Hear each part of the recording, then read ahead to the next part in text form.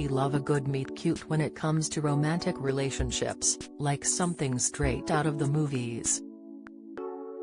Ben Vogel has a charming tale of how he met his wife while they were out walking their dogs in a park, while David Beckham has previously told how he fell for Spice Girl Victoria the moment he saw her on TV and vowed to marry her one day. But Bear Grylls' first meeting with his wife Shara Canning's night on New Year's Eve in 1998 was a completely different story.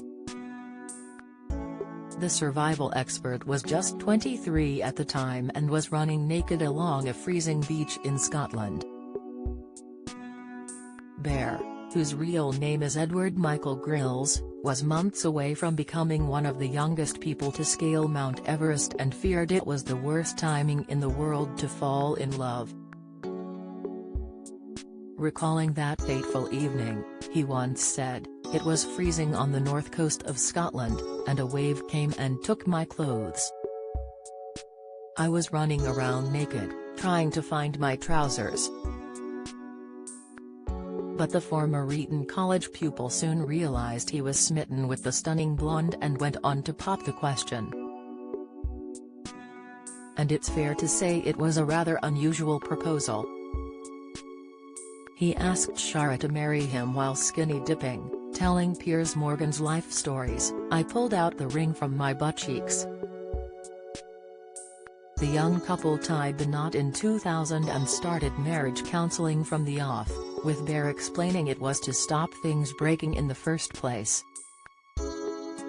However, their newlywed bliss came to a devastating halt just months later when a cruel double tragedy struck, as Shara's father died, followed by Bear's death Sir Michael Grylls only 12 weeks later. Politician Michael died suddenly from a heart attack while recovering at home 2 days after having surgery to fit a pacemaker. Bear later admitted that the shock and grief of the two blows almost broke his marriage to Shara. "I didn't really have a job, and that was a worry, and then her father died. 12 weeks later my father died," he told The Times in 2019. "We were living on this rusty barge on the Thames and the boiler was broken. I felt overwhelmed. I couldn't talk to Shara because I felt I had to be strong for her." He went on to say that they were both in a bad way but seeing a very good therapist helped them. "For a young couple, a shared crisis can really make or break you. It certainly made us," he added. The couple went on to have 3 sons together, Jesse, 20, Marmaduke, 17, and Huckleberry, 14, and raised them on a houseboat on the River Thames which featured an outdoor bath, a hammock, and a canoe.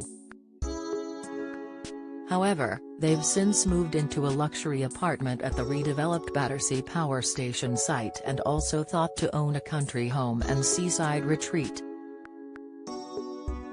In 2015 his property move hit the headlines and he told Mail Online, "As a family, we didn't just want a run-of-the-mill townhouse or riverside development, we were attracted to Battersea Power Station because it was a chance to own a bit of history that we could pass on down through the family. We have moored our houseboat barge in Battersea for many years, and are proud to keep that still, but to be able to buy within this landmark building and own that small slice of London history felt like a very special opportunity. It will make a very unique home." The dad, who will appear on BBC's Who Do You Think You Are? This evening, June 15, also caused a stir in 2015 over an RNLI training exercise near his seaside home on the North Wales coast. Bear involved his son Jesse, who was 11 at the time, in the exercise, leaving him on rocks in the sea at St Tudwall's Island waiting to be rescued by the RNLI. A spokesperson for the Royal National Lifeboat Institution said afterward that they did not appreciate the exercise involving a child. Bear Grylls put his son on the rocks and then the lifeboat, as part of the exercise, rescued him from the rocks. RNLI has launched 15 times in the last 3 weeks, and some of our shouts do involve rescuing children. Last year, a third of all those rescued by Abersic were under 18. In hindsight, the child should not have been on the rocks, but everyone was acting with the best of intentions and getting valuable practice in rescuing a child. Bear later hit back at critics in a piece in The Times, claiming children needed to take more risks. "I was asked by the RNLI to set up a rescue scenario for them near our island in North Wales."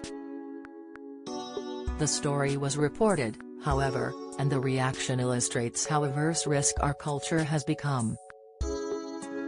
For the record, Jessie was wearing a life jacket, safe at all times, and very happy. When we try to strip our kids' world of risk, we do them a gross disservice. We teach them nothing about handling life.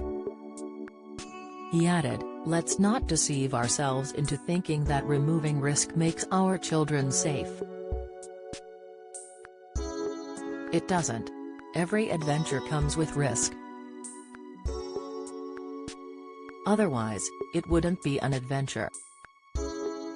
While he loves spending time with his kids, Bear claims the secret to marital success is to put his wife's needs first. "We must prioritize our partners above everything else, even our kids," he told GQ magazine. Couples often think that the kids should always come first, but smart couples know that the best foundation for the family is their relationship. In protecting that, they can then best love their children. While Shara stays largely out of the spotlight, she reportedly once tenderly admitted that living with such a go-getter has its own challenges.